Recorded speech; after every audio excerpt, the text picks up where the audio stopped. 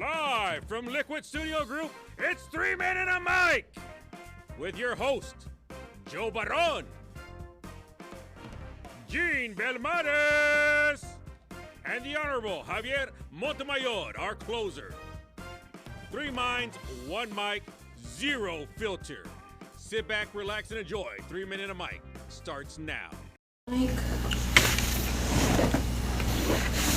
And we're back to 3 Men and a Mic with your host, Joe Barron, Javier Montemayor, Gene Belmares. 3 Men and a Mic. School closures is the hot topic today. Round two. We had some guests lined up for tonight. Board member Michelle Molina could not make it. She's feeling ill. And former Superintendent Bobby Santos had a prior commitment as well that he could not get out of to be here tonight. But we're going to tackle it anyways. But before we get there, Easter, how was everybody's Easter?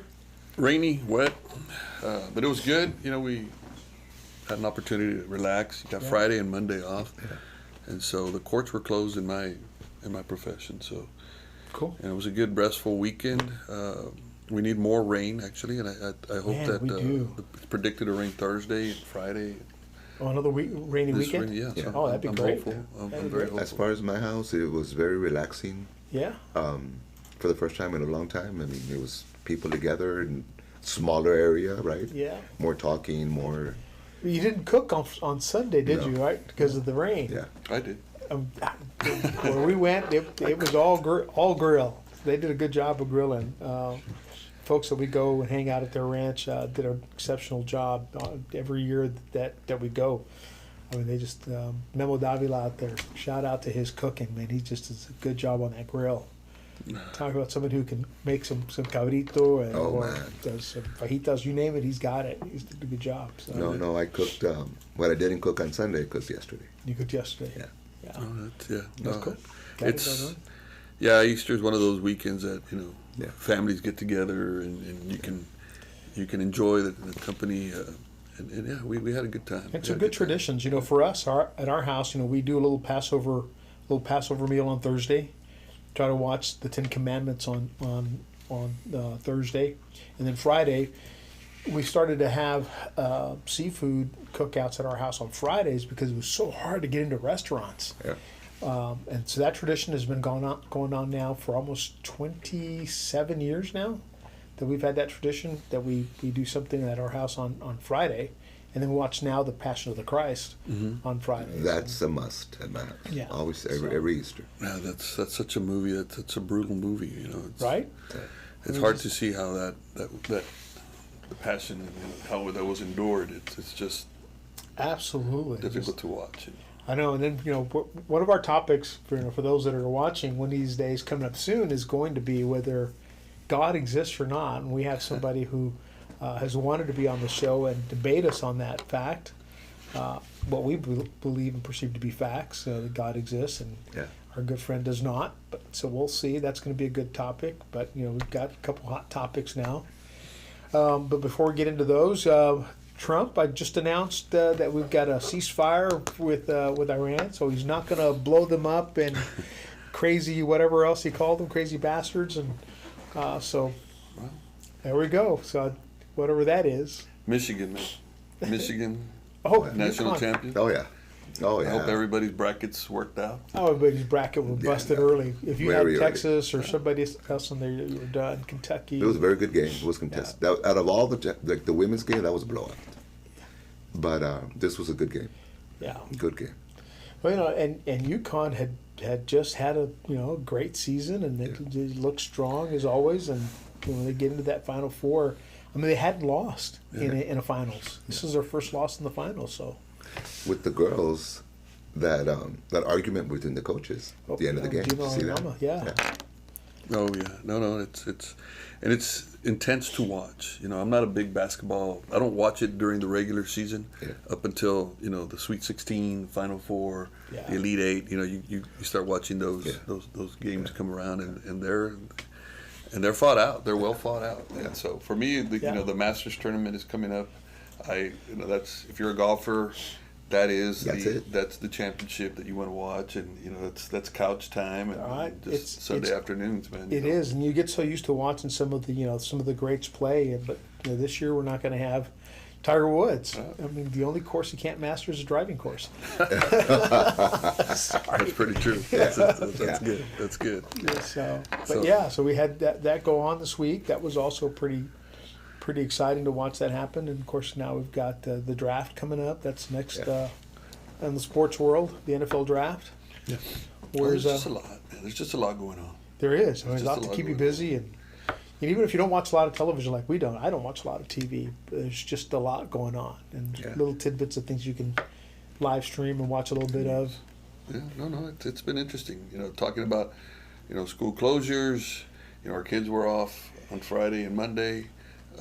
Teachers were off Friday and Monday. Well-deserved rest. They're about to go into STAR testing. They're about to go into their end of course exams. So they're in the final push. Hopefully we anticipate graduating, over 3,000 kids this year. So let's see how that goes. And even with the declining populations, and you guys still graduate these large classes. Yeah. Show how many in your graduating class. 400, 500. Oh, good Lord, really? Yeah, it was I think small. ours was under 200, I think. Yeah. Well, then I guess it was that small. Yeah, it was. I mean, ours was a class of '82, so we were less than Okay. less 200. Yeah, no, I think we were like about 4. That's only because we were still growing. As far as kids go, I think our generation, at least me included, we've contributed to the population of the planet. So Yeah. me and my 6 kids. So, I remember what I was class of '87, so I don't remember what our graduating class. I want to say it's probably about 400 students, man. But now you need you need a football field or a baseball field or an arena to graduate them all. Yeah. We could do it in the cafetorium at that point. Yeah. Yeah, we did it at Shirley Field when I graduated. That was the place to be. Yeah. Shirley Field. You guys were united, man. Yeah, I forget you were at the Nixon, so yeah. Yeah, my Mustang, man. Legend. The legend. Legend. Same one. Well, we got a hot topic tonight. We're going to cover that real quick. But before we do, let's thank our sponsors, and we'll be right back.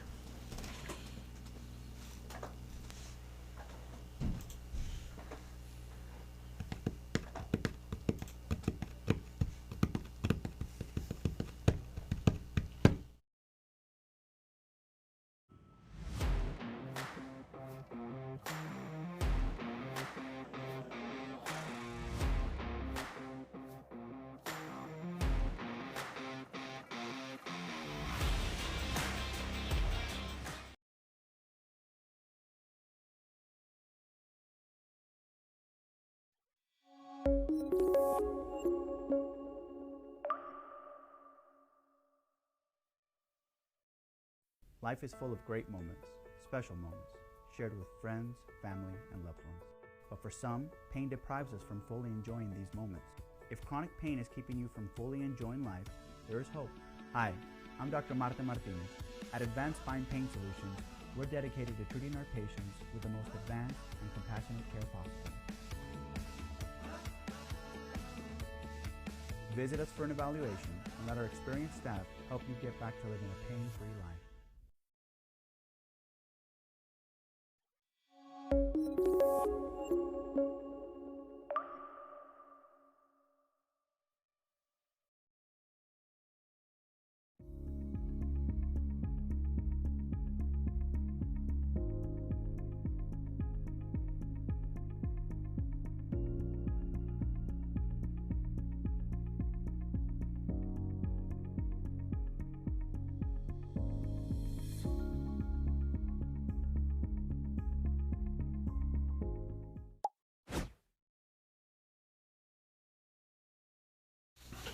And so we're back, 3 Men and a Mic.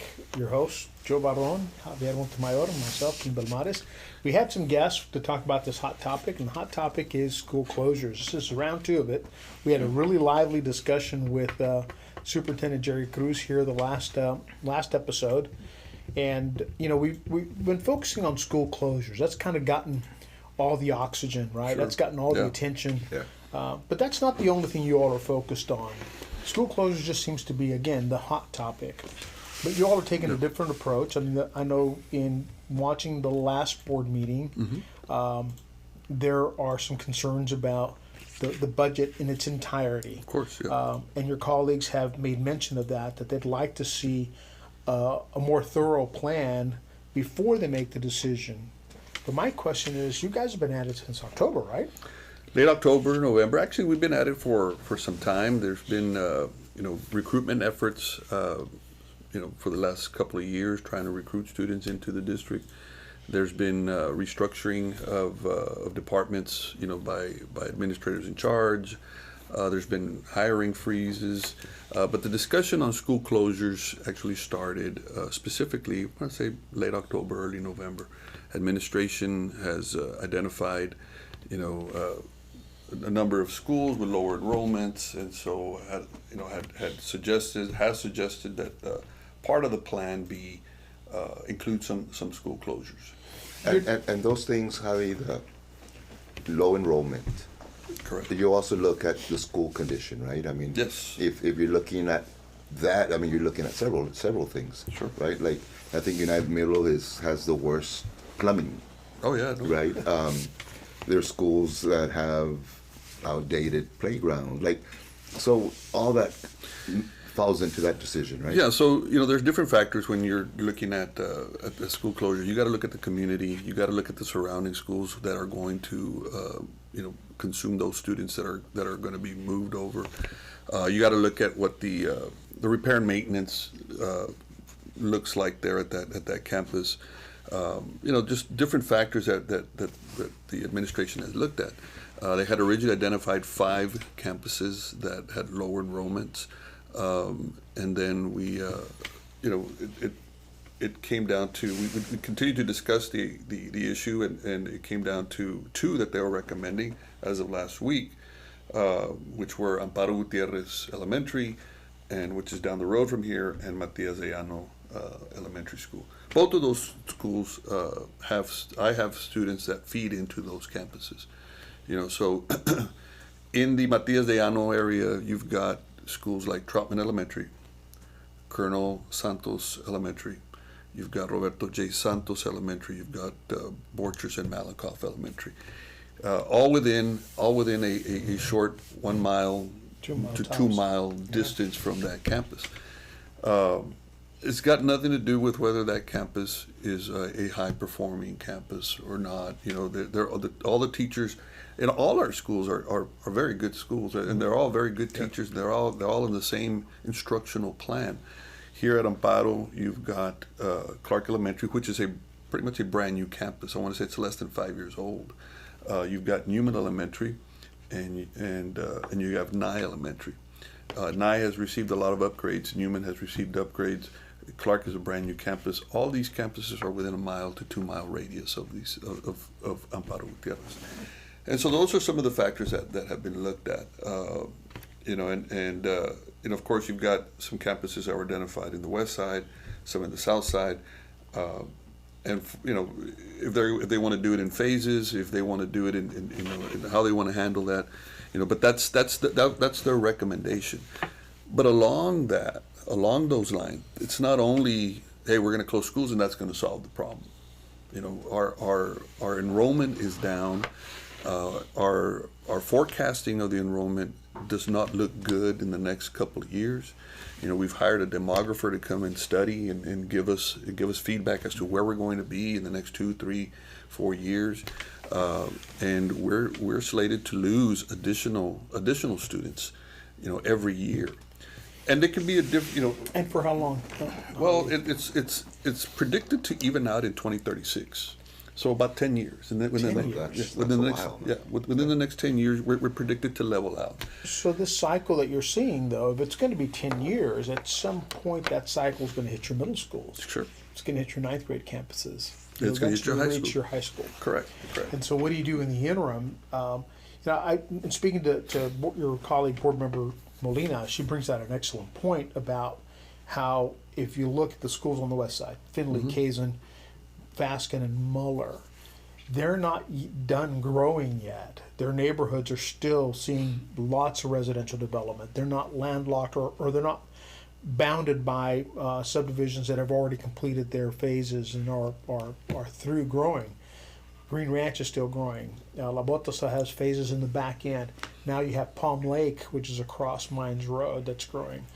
So the possibility, maybe not the probability, but the possibility of growth is there. So when you look at those campuses, I'm sure that you all looked at those and said, well, these are still growing and they have potential And for the additional. question to that, Gene, is who's buying?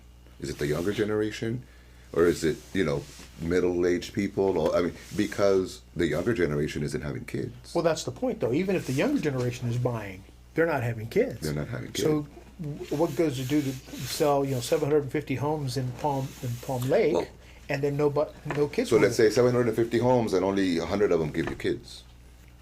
And that's what the demographer has been indicating. So look, you have a subdivision with 20, 30 homes being built, but only 10 kids are coming out of there, or only 15 kids are coming out of it. And by the time they reach the elementary age, that's 5 years, 6 years from now, 4 or 5 years from now, and then, and a lot of those are transient, populations. They come in, maybe they have a government job, they're here for Border Patrol, they're here for Customs, and they're only here for a little while, and then they move on. So we're looking at this at the school retirement is what they're calling it, the retirement of the campus, but it can always be just temporary. Sure. That's what I was going to ask you. We don't have because to the dispose language these. of you say closures. Yeah. Or is it Seems more permanent, right? Yeah, it seems Sure. more permanent. So the I- language should maybe be consolidation, right? If it grows, you reopen. We can always reopen those campuses. Assuming that the population grows, we have the capacity to house, and educate even larger populations of schools. One of the board members said it the other day. At Matias, a lot of the classroom sizes were 12, 14, 16, students in one classroom. Well, the ratio at the state level is 22 to 1. That means we have capacity. We have capacity there. So those are some of the things, but it's not only school closures. Right. You can't just say school closures is going to solve the issue. Sure. This has to, and I've been arguing this from day one, we have to do school consolidations, closures, retirement, whatever you want to call it. We have to do that as part of a bigger plan. Yeah. We have to cut expenses across the board. We no longer, we are a 38, 39,000 student school district size, operating at a 41,000 plus school district size. So we need to reduce our budget. We need to reduce our expenses. This has nothing to do with mismanagement of funds, or any of that other narrative that's been spread out there, causing chaos and causing distrust, and it's got nothing to do with that. It's got to do with the fact that we no longer have the enrollment that we used to have. And when you equate 700 students to $14 million, and you lose 1,400 in 3 years. Now we've done the campaigns. The campaigns have been out there. If you go on Facebook, if you go on Instagram, you'll see our IT departments. You'll see our publicity departments pushing registration. UISD is the models and the songs coming in. We're trying to recruit students as we do. We opened up a virtual program now as well, trying to recruit At more. the high school level? At the high school level, trying to recruit more. You drive down Del Mar, St. Patrick's has a sign out there. Mm-hmm. We're taking vouchers. Come to our school. Sure. So they're going after. Well, the landscape has kids. changed in the last 5 years. Let's just be honest about that. I know Mm-hmm. that people want to blame boards and claim mismanagement, but the landscape has changed at the state level. Sure.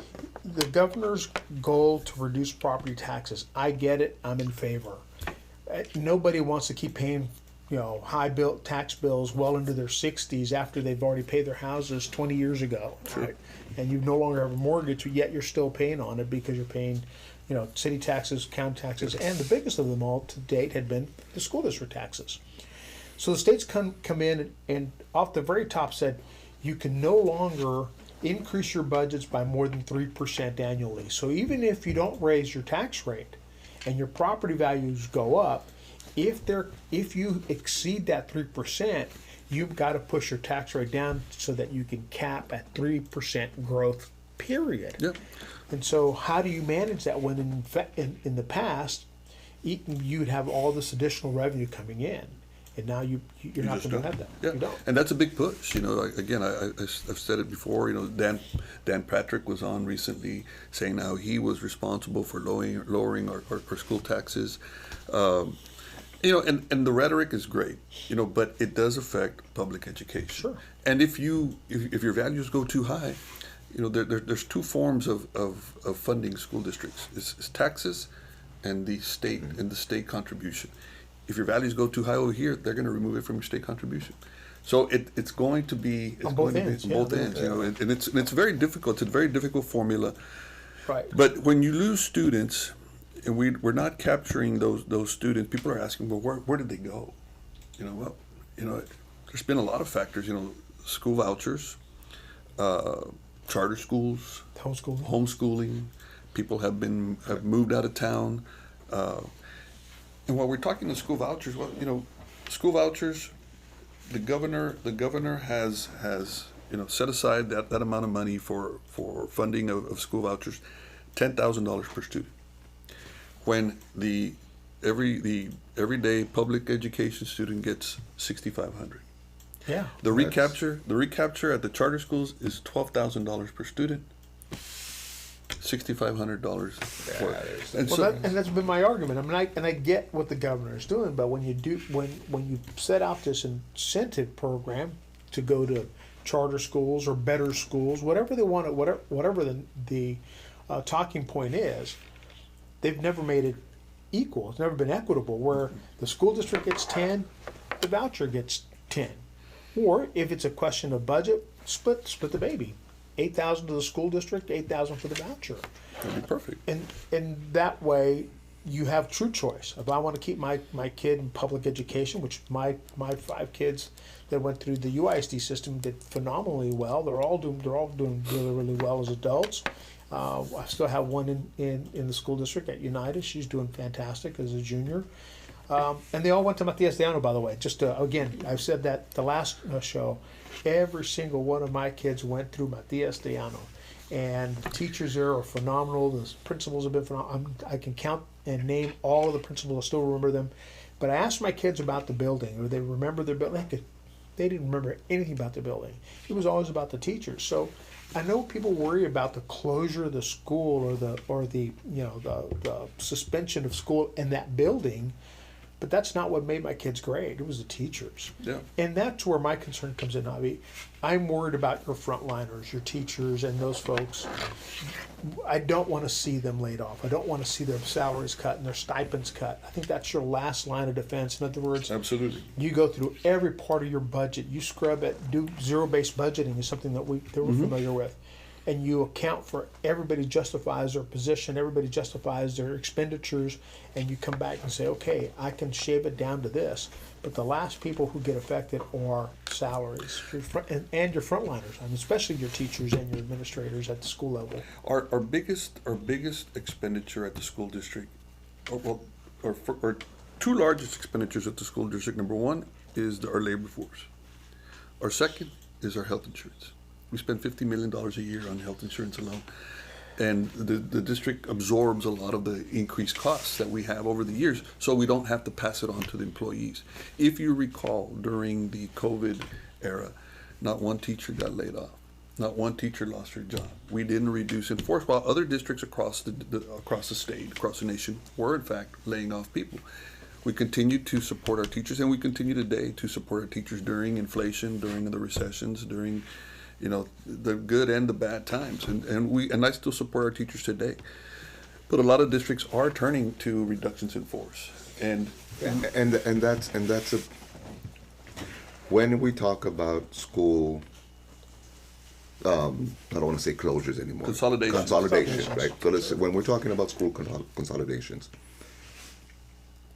teachers will not lose jobs. They would be placed somewhere else. That's our intention. Right. That's always been our intention, that our teachers our employees will not be disenfranchised or cut in any way. Here's the point. We are a $500 million budget school district. When you're talking about, if we were to reduce in force, we would need to probably remove about $450 between 450 and 500 employees, students. Let's just assume that on the average we have you know, a $50,000 a year employee. You got 400 of them. You know, that's $20 million. You know, and remember, a lot of these people have families. A lot of these people have loans, home loans, car loans. That's where I was going. I mean, it doesn't affect just that. You will actually affect the community. The community. The community. The economic impact yes, would be yes. devastating. You can't pay your mortgage. You can't pay your school's tuition. You can, in college, medical bill. I mean, it's. And where do they go? It does. You know, are they going to go to our neighboring district? You know, I don't know if they're hiring. I don't know what their status is. You know, I've heard different things. You know, are they going to go to TAMU? You know, so. You know, those are some of the things that I lose sleep about, you know, and I want to make sure that we don't reduce our teachers, our staff in any way. We can't do it on the backs of our hourly employees either. You know, our transportation workers, our security guards, our kitchen workers, our janitorial staff, you know, our secretaries, our paraprofessionals. They're all part of the team. And they are hard to fill. Some of these positions. Transportation has been. Well, prior to the You show, we were talking about you that, said right? a little while ago, The Jim. hardest thing to replace, right? Yes, to replace the experience. Absolutely. Exactly. The institutional knowledge is lost at when you let go of that number of people. And you don't have to look very far. Just look at the city of Laredo. The city of Laredo over the last 10 years has lost some tremendous talent for lots of reasons. Some of them mismanagement. I'll throw that out there for the city because the city has been mismanaged, in my opinion, in a lot of ways. But just the work environment has become toxic and people have left and gone out. In that time frame, you have lost people who had 30, 40 years of institutional knowledge on water lines, sewer lines, how the landfill operates, how environmental operates, how community development operates, at all levels. So recouping that becomes very, very difficult. And when you lose a succession plan that was in place years before that by, you know, Laredo Valina and Carlos Villarreal, the replacement of those people in those positions of authority in the supervisory and superintendent and director positions at the city has come back to hurt them to a point where, you know, people look at the city and they don't have a trust in it anymore like they used to. And you said something like, right now you're talking about two schools, right? Two elementaries. Mm-hmm. How many elementaries do you have in total? 38? About 42. 42? Okay, so 42 44 elementaries. maybe. We're talking about consolidating two, Right. right? So that means you have 40 other elementaries, right? So the number to the employees in those two, to the employees in the other 40, I mean, So if you the distrust, the people not feeling Lack of confidence. lack of confidence, right? Within your own district. Sure. Well, and just competence. In a lot of cases, you have people that are coming into roles that they're new to, and they don't have the same competency levels that others that were there for a long time do. Yeah. And so I know you're doing the an aggressive buyout. Right. So we've just offered a buyout. Well, it's a separation from employment incentive, and so we are targeting those employees who have been with the district 25 years, and you know they and there's other conditions, but let's say 25 years. We're offering a 15% incentive for separation once they finish their contract this year, if they advise us by April the 10th that they are leaving. We have another round of in December the 10th at 8%, and then again April the 10th of 2027 at 10%. And so we're hopeful that you know it's a 10% of your base salary, and so we've identified over 500 employees who qualify for that. And so that's part of it. That's part of the Voluntary reduction of force. Correct. Sure. And a lot of these people are already on the fence. Should I retire? Should I not retire? We have employees at 30, 35 years. We have employees at 30 years. And you're right. They are extremely they are extremely involved in their campuses and in They're their jobs. knowledgeable. They're knowledgeable. They're mentors. And I asked that question in one of our meetings. You know, are we not going to drain the knowledge of the district by having these people exit? And so, but I think that the district still feels strong, and we have our 20-year employees, or 17-year employees, or 24, 25-year employees who, can help pick up some of that slack. Backfill those roles. Yeah. And again, this is voluntary. We're not asking anybody, hey, resign or leave or take this money and you're gone. It's completely voluntary. There's over 500 employees, but other things that we've looked at is freezing positions. Although there are, just on that alone, you have to also consider that there are some positions that are not that are essential. Right. Your classroom teachers, your police officers, those positions are essential. To the operation, to the operation of the school district and the education of our children. You got overtime. We're freezing overtime, cutting overtime. It's not. We can't afford to be doing that. We're looking at fuel. Travel has been frozen. There are some, where you go and you train. There, people go to trainings, people go out And some of those are part of CE and continuing education that's required, or things that the state mandates you all to do. We are also discussing, looking at the contract days, stipends. Everything is on the table. Everything is on the table because at the end of the day, we are looking at we're going to survive and we're going to get through. This is just another storm. There's been times in the past where we've weathered $35 million deficits. When we've weathered $15, $20 million deficits in the past, and so, but we just have to tighten the belt. When the district was strong, we were strong, but we are looking at what's coming not only next year, but in the next 2 and 3 years that the district has to survive this. And so, hopefully in the next session, the governor will come through and make some modifications of what's going on. Plans, yeah. So we'll see. Well, let's come back to that after the break and talk about some of the things you are doing, some of the things that you hope to do. I know there's an advisory committee that's being formed that we've been selected to serve on, but we'll see. I mean, there's a lot more to cover on the topic, so we'll be right back after this short break.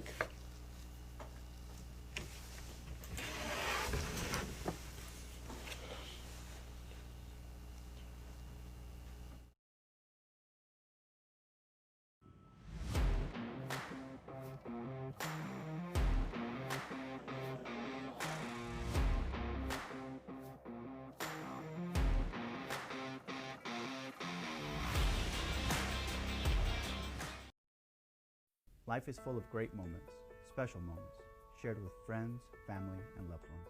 But for some, pain deprives us from fully enjoying these moments. If chronic pain is keeping you from fully enjoying life, there is hope. Hi, I'm Dr. Marta Martinez. At Advanced Spine Pain Solutions, we're dedicated to treating our patients with the most advanced and compassionate care possible. Visit us for an evaluation and let our experienced staff help you get back to living a pain-free life.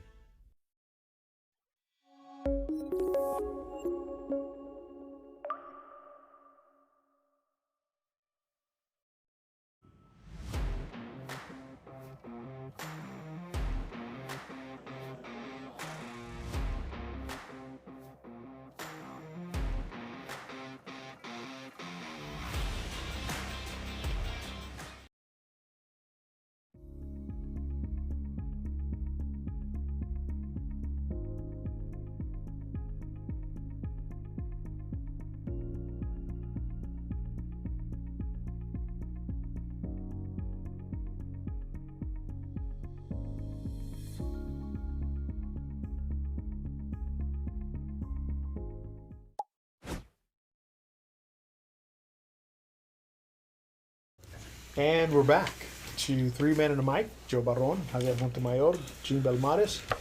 Hot topic, school closures, but we've kind of moved on from there and started talking about some of the other things that you're doing as a district, some of the things that we're looking forward to participating in. Last board meeting, very contentious. I saw some fireworks there. saw a little dysfunction that happens at the city of Laredo, my old stomping grounds. I watched those city council meetings, and that board meeting looked like something I would have seen at city council. But you guys came up with a plan to form a advisory committee. Correct. What is the charge of that advisory committee? What are they supposed to do for you? Well, so I think, I believe that some of the board members that sit there, some of my colleagues want to have at least some of the community members, get engaged and get some of the data that we're getting. We're, maybe perhaps provide some type of recommendation on it. Listen to what is being said by our administration and provide some feedback. Perhaps some of the committee members may have some alternative ideas that the district can use to help curb some of our cost cutting measures, or not curb, but help support some of our cost cutting measures. Perhaps provide other ideas. And a lot of the members, from what I understand, are active members in our community. We have bankers, we have people that work for different social services, social agencies, business owners.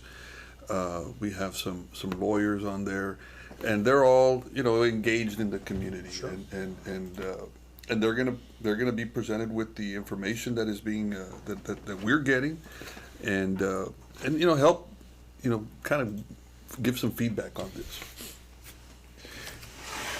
Okay, so I know you had a hard question about that. Question, Harry, right? There's a lot of things being said, right? Blaming past superintendents, blaming, old boards, whatever. We need to put all that aside. I agree. Right? We need to now, we're here, and we need to fix the problem. Yeah, we need some solutions. We need solutions, right? So, talking about solutions. In my eyes, I see 3 options. Doing nothing, consolidating, or getting rid of people. Right? Sure. So, tell me what you think happens if we don't do anything. That's the worst thing.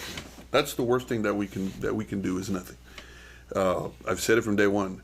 We need to go in and if the administration is recommending some school closures, let's look at that. Let's look at some other cost cutting measures. Our incentives.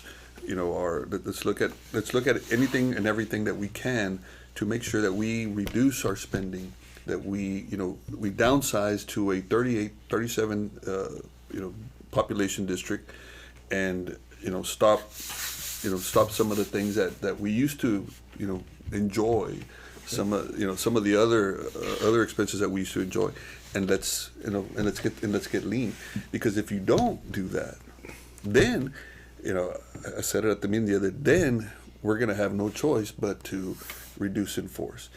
Or at the end of the day, at the very end, what happens if we don't do anything? Then the school can potentially be taken over. Our district can be taken over, and at that point, we have no decision. Taken over by who? By Texas Education Agency. And so that means that has that happened already in other districts? It's happened all over the state. They're probably, last I heard, a couple of weeks ago, they were at about 24, 25 school districts. Socorro ISD, who's one of the districts that I've always looked at, very comparable to United, very successful. Their schools are all performing well, just like United's is. Their administration performs well, just like United, and they're a very similar population. Just got taken over, not because of poor performance, but because of the lower enrollments, their budget deficits, being unable to meet their monthly basically not being able to meet payroll, not being able to put expenses, gas in the bus. Exactly, and so we need to cut. We need to downsize. Blaming other people and those cop-outs are, that's just noise. In my mind anyway, in my opinion, that's just noise. And I don't ever pay attention to that noise. Let's focus, let's not lose the forest for the trees, man. Let's focus, let's gear up, let's make the cuts that we need to make, and let's make a decision. And let's get going. Was it you that said it, Gene, or desperate times comes with desperate. Oh, it would be measures? me because I Right. I hate getting into desperate times, and I sure as heck hate to get into desperate measures. But that said, I mean the district is up against the wall because this isn't going to end tomorrow. No. Right? You're going to continue to have a declining population. You're going to have continued declining in your revenue and your budgets. When the board member Molina mentioned the fact that your energy, the monies used to get from oil and gas are down significantly as well. That's another financial pressure that's being placed on the schools. You also have, again, the vouchers. So all of those pressures aren't going away tomorrow. And so, Think about running a household. yeah, Think about running your household. Your light bill has gone up tremendously. So you have that AC and you're watching that AC. Oh, yeah. I've got complaints from some schools now. They're like, hey man, they're not turning on our AC until 8:00. When teachers get there at 7, so now they have a time management system now. So everything is being kind of cut. But at your house, your health insurance, your rates are going up tremendously. Your car insurance goes up. We had a war just started 3 weeks ago, a month ago. Look at diesel's almost $6 a gallon. Your premium is close to $5. And so all our expenses, groceries. I went to eat dinner the other day. I had 3 tacos and a bowl of menudo, and it was $65, man. Yeah. And so everything in your household, your expenses are going up. If you look at it that way, and then you multiply it, hey, we're running a school district. The same situation is happening to the school district. Everything is going up. Our expenses are going up. It's lower amount of money coming in. I mean, we don't have the students coming in anymore. So, expenses are going up. Enrollment is going down, and so we have to adjust. And those are just the facts. That's just the situation that I'm putting out there. If the board members want a committee to decide this, at the end of the day, it's the board members who have to make the decision. But if the board members want a committee to decide this because it makes them feel better and perhaps there's other ideas that may be floated, Sure. Great, let's get it done. if the advisory committee's role then is community input, right? That's the first thing we're going to give you is we need information. And to date, from what I saw at the last meeting, you have one board member who's claiming that they've not received all the information necessary to make the decision. You have other board members saying that they've gotten everything and they're ready to make a decision. They don't want to kick this can down the road any further. And then you have some that are just saying, can we have one last look at it? Mm-hmm. And I think Board Member Molina maybe falls into that category. They want one last hard look at this because, again, the hard choice isn't just the consolidation of schools. There's more to come behind that. Yeah. And there may be more schools down the road that have to be consolidated as well. Yeah. But again, you have one last hard look. So the community is going to do that. We're willing to invest our time I love the school district. Again, I'm a product of the school district. My kids are a product of the school district. So I have a vested interest because I still have my wife who works there and my daughter who's still at school. But more than that, as a legend, I think I owe that school something. My success was born out of the success of the teachers that I had. That's phenomenal teachers. And I can go back and there's just, a handful of teachers that every day I think about. And there's another handful that I know influenced Mrs. Ochoa, Eloy Ochoa's mom. Amy Ochoa. Yeah, just great people that I had the opportunity to learn under. I don't want to see them hurt. And so I think I owe it to the school to go back and give and contribute in that fashion.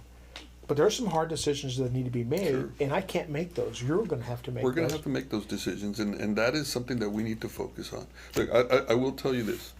All the board members that I serve with, past and present, have all been hardworking board members. Do we agree on everything? Absolutely not. Will we ever agree on everything? No, absolutely not. I don't expect that to happen, but that's just the nature of the position that we sit on. If Board Member Molina, who's a very hardworking board member, wants additional data, Ms. Martinez, Danielle Martinez, another board member, fairly new, wants additional information, that's fine. What they're looking at is the same thing that I've seen already, is the same thing that I've reviewed already. I've arrived perhaps at my decision. I've arrived at my decision. I am ready to make it as or about 2 or 3 other board members there. But we're willing to at least give them that satisfaction, give them that ability to be comfortable. It's never going to be easy, but at least they have the information that they need to make that decision. And that's, Now, is there a deadline to make a decision on consolidating schools? So TEA has to be advised of any decision regarding any school consolidation. Well, any empty buildings, TEA will have to be advised, and the deadline for that, I want to say, is about the middle of May, May 10th, May 12th, around there. So we have about 30 days to make it. And you are starting to see more school districts inform the state, because you're starting to see those articles coming out. On San Antonio, Houston, Austin, El Paso, others are making those decisions to close. But again, going back to this committee, my hope is that we're not going to sit there for the next 2 or 3 weeks, 2 or 3 meetings, 1 meeting, whatever the case may be, only to have the board kick this can down the road a little further until it is desperate times for desperate measures. Your back's against the wall. You got to make a decision, and you make a shoddy decision based on expediency. You have to hurry up and make it, rather than having a well thought out, data driven decision. And I can see where some of the board members are concerned with it. They haven't gotten enough data to make that decision. That's fine. But what happens when this board, this committee, meets and recommends to the board, you haven't gone far enough? If we come back to you and say, 2 schools is not enough, you need 5, and the data is driving that, and the politics may not be driving it, because you don't want to see, if you're up for re-election or whatever the case may be, you don't want to upset your constituency, but the data says you got to close 5 or 7, or you got to do 5 elementary, two middle schools and RIF, and increase the health insurance cost to the employee. I have to agree with you. It's a double-edged sword. It's a two-edged sword. It's a double-edged sword that exists, and I've told the people that I've asked to sit on this committee, let the chips fall where they may. Okay. If that's your recommendation, then that's your recommendation. And for me, it becomes even harder to get away from that. We have committees, for example, interview committees for administrative positions, principals, things like that. And they're representative of other administrators and parents and teachers, it's a cross section. And they make a recommendation after they interview all the principal candidates. They make their recommendation, they rank them, and they tell you this is the one that we think, based on their rankings. We have a health insurance committee. They're the ones who, it's all employee. It's an employee health benefits committee, and they decide on what they believe their fellow employees, what plan that they benefit from. Sure. And so when it comes to the board and the committee's recommending this, I'm not an employee. They are, and this is what the employees, their representatives, are asking for. So it's hard to get away from that, and that's the double-edged sword part of it. And again, because we're taxpayers, and so as taxpayers, we think board here, taxpayer here, right? We're going to drive this decision to you as a recommendation. At the end of the day, you have to make that decision, Sure. and if it's not one that we like, November there's an election. That's right. basically. That's our civic duty. To me, right? this committee should hear all the information that needs to be given. I agree. All of it. Numbers, accurate numbers. Make the decision, and then have somebody from that committee represent the committee and report to you. And here's, I guess, the other part of to answer your question. Another part is that we haven't had a committee like this before, so we don't have all the parameters of how it's going to work. But I think this, every board member picked a couple of members. I know there was some. The superintendent has his parent advisory group as well, and there's some representing administration. So it's about 30 members strong. Really? So that's what I'm hearing, and so it's a lot of chefs in the kitchen. I'm sorry, but it is. I deal with a lot of nonprofits that have 10-member boards, and those are ideal to work with. And then you have those that have 20 and 30 and 45 member boards, and those are very difficult to wrangle because cada cabeza es un mundo, and everybody has their own opinions about things, and not everybody agrees. Yeah. So every board member picked two. Again, there was no parameters. And I'm answering that question that here, how do you pick what based on what? And, I try to pick some of the people that I think were, are representative of my community. They live in my district.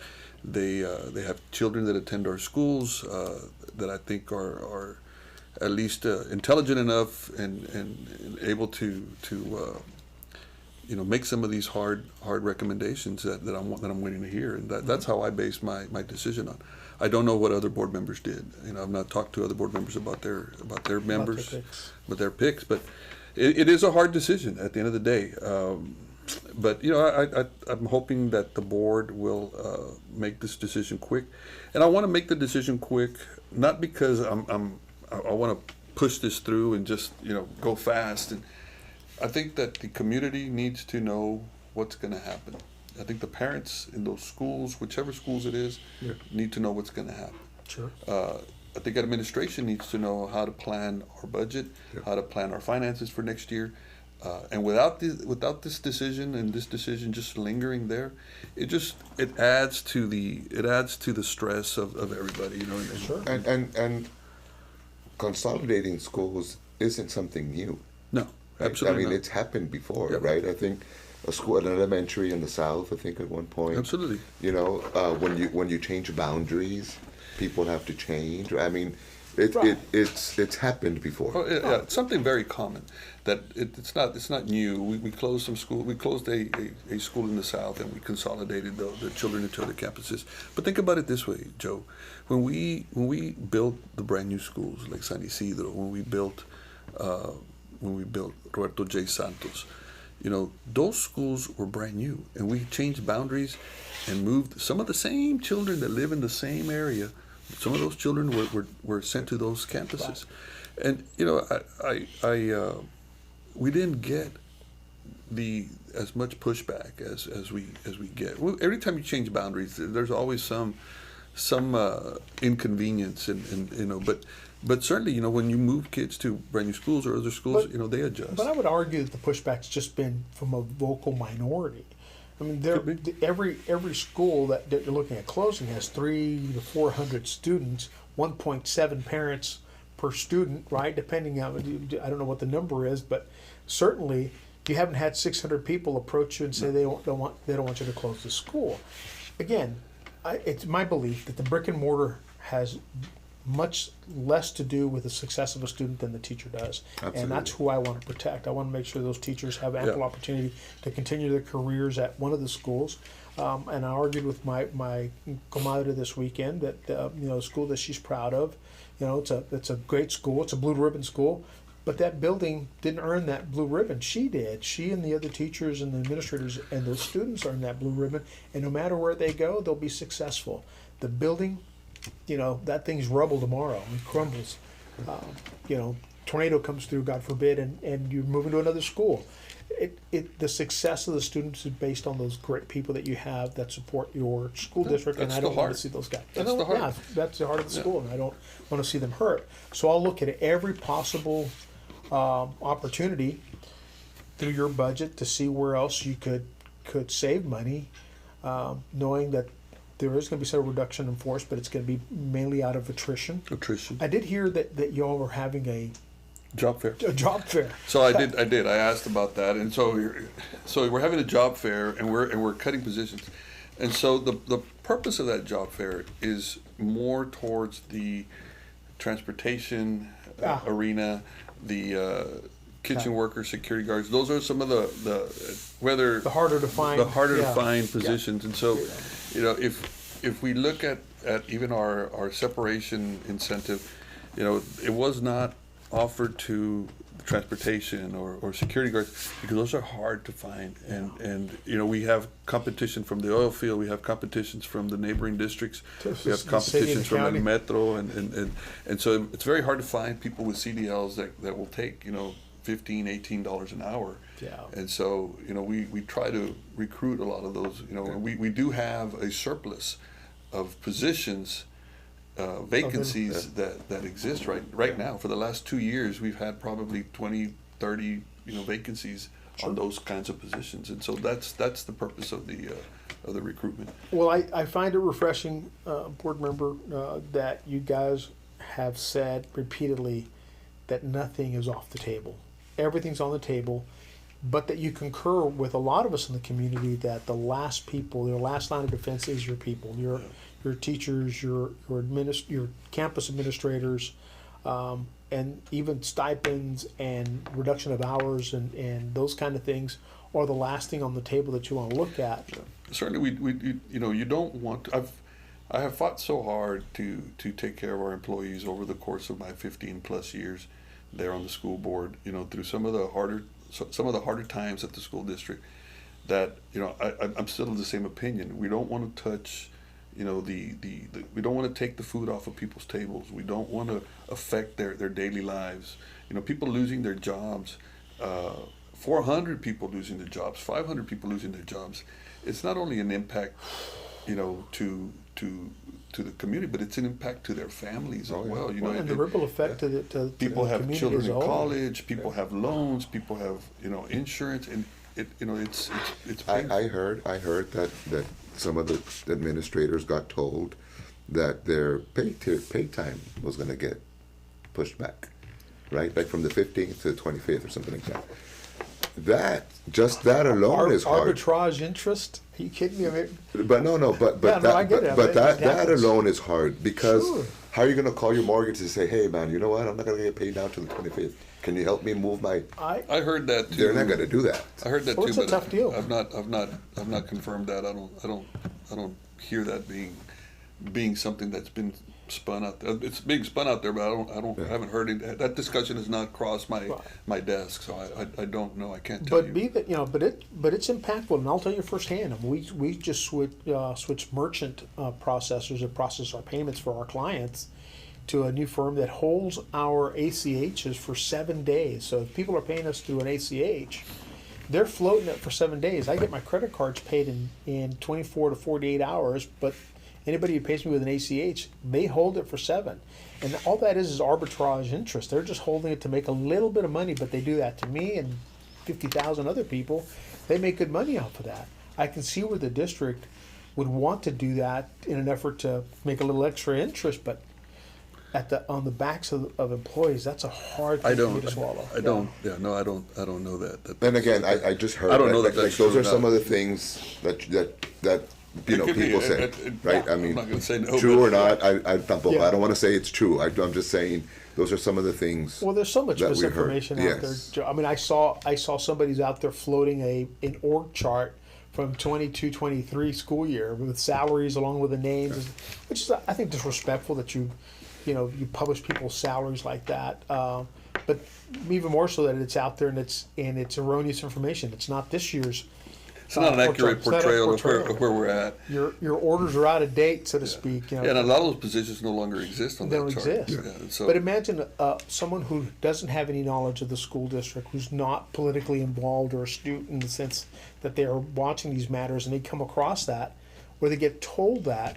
I mean, that's inflammatory. At that point, you're saying, hey, look at all these positions, not knowing that over the last 3 years, a lot of those positions have been eliminated. Some folks have retired or moved on, and the structure looks completely different.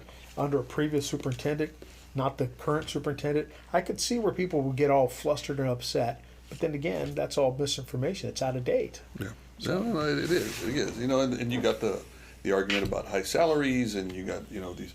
Remember, these administrators, some of these, they do make 110, 120. There's some that make 160. Superintendent makes $300,000 a year. When you look at the comparables, and again, that's what we base our. We hire some. The Texas.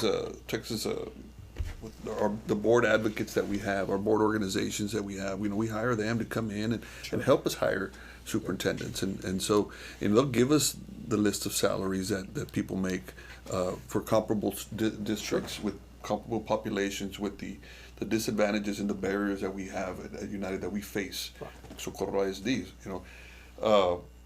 and Dr. Cruz, fortunately or unfortunately, is underpaid compared to what other similar sized districts make. And you look at for example, our some of our directors and executive directors, 110, 120,000, around there, but they've been with the district for 30 plus years. They didn't walk in making that money. Sure. And so No, they've worked their way up through the chain. And municipalities like our, like the city of Laredo uses, Texas Municipal League. Sure. And they've got their surveys that they do annually for salaries from city managers all the way down to, to your superintendents and stuff in different departments. And so I don't ever want to begrudge somebody what they make, their salaries are. That's a hard thing. I think that's wrong. Just because the guy makes $180,000, well, he's been there 30 years or 20 years, or he's managing an organization the size of the Dallas Cowboys. I mean, I get it, right? So, So we are the biggest employer in the region. We're about 6,600 employees now. So we have a lot of responsibility to these employees. A lot of the people have been loyal to the district. The district is successful not because of the buildings, but because of its employees. And human capital, as one of your board members likes to refer to it, the human capital is what drives your district, and so hard to replace. Once gone, I mean, I can replace a computer, I can replace a building, I can buy a new van, a new bus, but I can't. Once I let somebody go, he may wind up with my competitor. He may wind up with another school district. What do you do? You got to take care of them. You got to take care of your employees. I have my business. In my business, I've had about 5 secretaries in my almost 30 years, and each secretary has lasted well over 12, 13 years, 14 years, and when they leave, it hurts. It's painful because you feel it, feel it, and so. Those are some of the those are some of the struggles that we're going through. But I want to assure everybody that we're working hard, that we're looking at all the data, we're looking at all the options. This committee is going to assist in that and making sure that I miss something.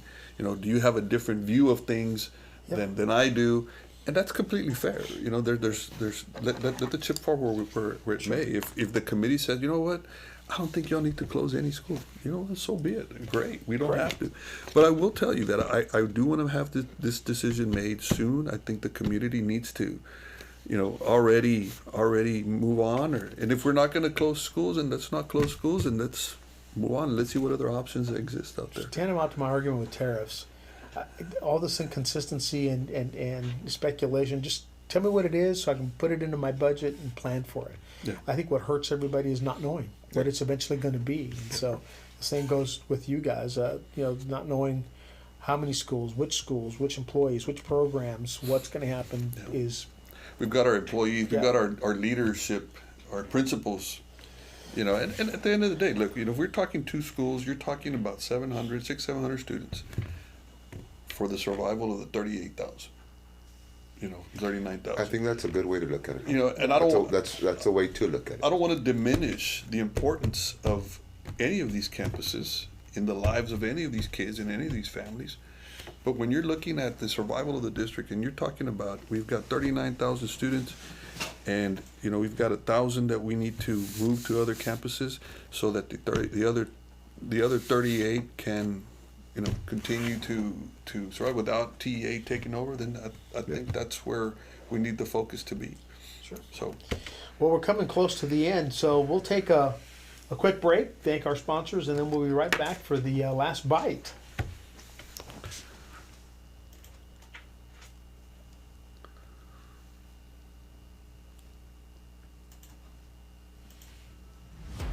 So.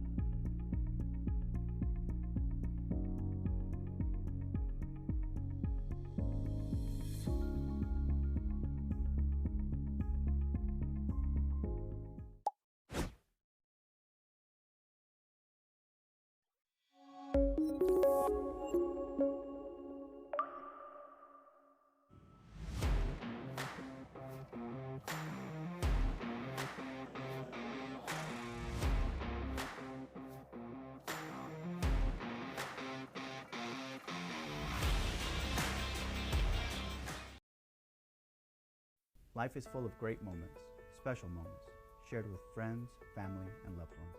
But for some, pain deprives us from fully enjoying these moments. If chronic pain is keeping you from fully enjoying life, there is hope. Hi, I'm Dr. Marta Martinez. At Advanced Spine Pain Solutions, we're dedicated to treating our patients with the most advanced and compassionate care possible. Visit us for an evaluation and let our experienced staff help you get back to living a pain-free life.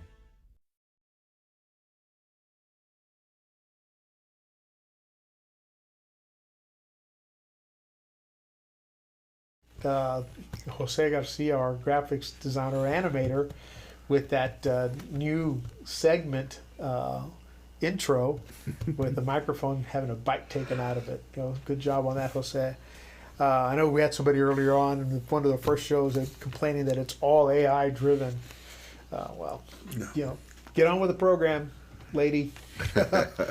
AI is here to stay. So, last bite, guys. I got to tell you, I'm a big fan of Barstool Sports, Dave Portnoy.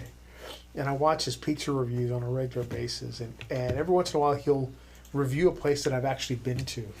John's Bleecker in New York. Or he went to Big Lou's in San Antonio not too long ago. And he had a review of that. And he trashed the pizza. It was like he got like a 4.0 out of a 10 scale. Wow. Yeah, I said it was just awful pizza. But pizza's my thing, man. I love pizza. I can eat pizza every single freaking day of the week. But in Laredo, Texas, there's only a handful of places that really have good pizza. And consistency to me is key.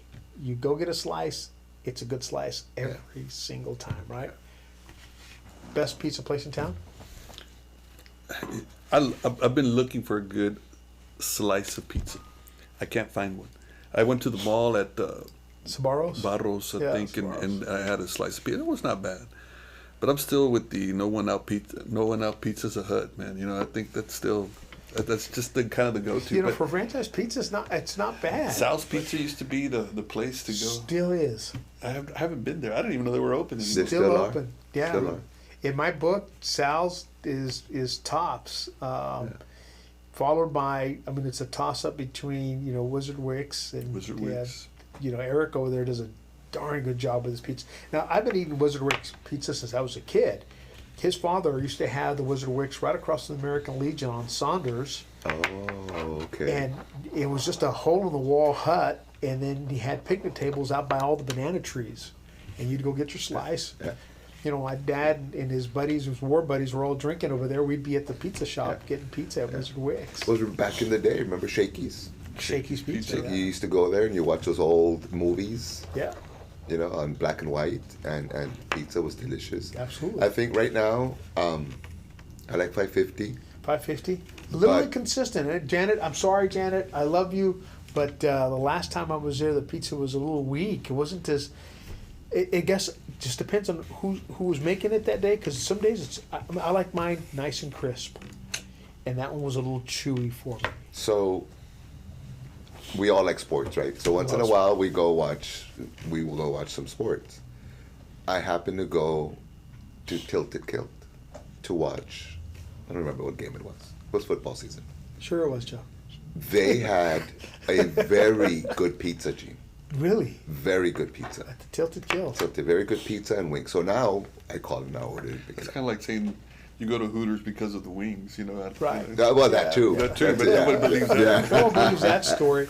But I'm telling you, try it. It's very good pizza. Before we kind of hop to the out-of-town stuff, I'm going to tell you there's a secret place. There's a place that if you haven't tried their pizza, you have to. Here in Laredo? Here in Laredo. Where's that? Believe it or not. The pizza and the wings at Playmore Oh, yeah. are outstanding. Yeah. Yeah, Roque and his crew over there. The pizza there is... Yeah. And the wings, but pizza. Out of town, where do you go? San Antonio, Corpus Valley, Austin. What's your pizza joint? You were in Austin for a long time. So I don't do the pizzas, out of town. I usually go, steak, burgers, True. But I haven't, I went to that pizza joint in San Antonio that has those huge The huge pizza, what's it Big called? Lou's. Big Lou's, Yeah. yeah. Yeah, I went to that one, and that one was pretty good. It wasn't okay. bad. I like the pizza by the slice. Yeah. I like that. I like it just like you know, crispy. Yeah. Thin and Yep. crispy. Run it twice. My Yeah. kids can't understand Leave it a how I little like longer. thin and crispy. They like the Kind of Chicago style Chicago almost. style, the Yeah. pan pizzas that has like so much bread. I don't like that stuff. You know, I want. Joe, where do you go? Any place in San Antonio or Austin? No, I'm like Javi. I really haven't gone to a pizza place out of town. We enjoy a good slice. Now we'll do the hamburgers and the steaks and all that other stuff.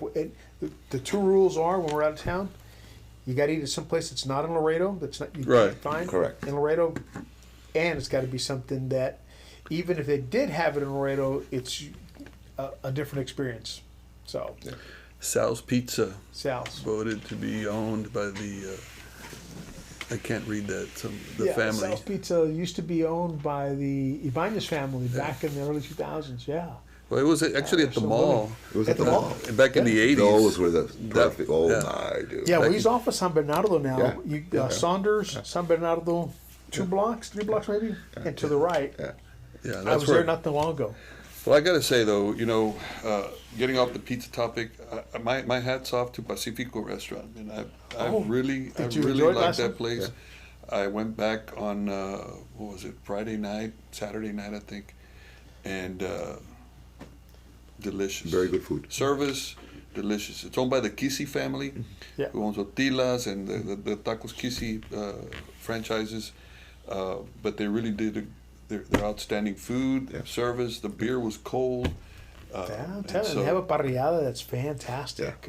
It was very good. Uno, you remember Uno? Chicago, I remember that. where the Carreta is now over off Shiloh. Yeah. The Uno Pizzeria was there. Yeah.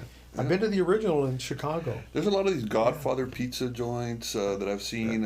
You know, different Pizza Patron. I think was Yeah. they're out there. I haven't tried those, but you know, if anybody has any good comments about those, you know, Any please other let us know. recommendations out of town? Anybody has you're watching from San Antonio or Austin or Utah or Georgia? Our friend in the basement there in Georgia. You know, if you've got a recommendation, we travel. So when we travel, we'd like to pop into these places and try a slice. Give them a shout out. Yep. Why not? Maybe we'll get a pizza next week. Javi, before we go, man, thank you for taking the questions, dude. Hey. I know. Yeah. I know your job for this particular issue is very hard. You have a lot of people's livelihoods in your hands, and all of you board members, all of you, and all of you are there as a volunteer thing. I mean, you get voted in, but you don't get paid a dime. So sometimes you get thrown It's to the almost- washer, man. Yeah, that was So- going to be one of my recommendations. Just lower the salary of the board. Yeah, Just, no, no, just it- reduce, yeah, we know reduce it. their pay. I will gladly contribute my board member salary There you go. to the. And you know, and I was at the gym not long ago, and somebody came up to me and gave me their recommendation on what we should do. I was at a restaurant, same thing, you know, and it just the community is watching, they're listening, Sure. and you know, it impresses me a lot how you wouldn't think that people listen and they're watching, and this is not such a major, no, but people are, kids are, you know, our students are, our teachers are. And so we have that in our heads. I take that home with me, and I'm honored to serve, and I'm glad that the constituents have the trust in me to No, to make those decisions. thank you for that, and you're right. I think Jerry and you guys need to make that decision Sure, very soon. sure. No matter how hard. Yeah, no, I'm all in favor of that. So Outstanding. Well, guys, thank you so much for the good topic. It was hot, like as always, and it's one of those things that we appreciate you guys, you know, being part of this discussion every week with us, and you know, the community. Thank you for joining in and watching the show. We hope to answer some of your comments post show, and then our next show. I don't know. I was thinking maybe we do the life after death, but given that we're just coming back from the moon.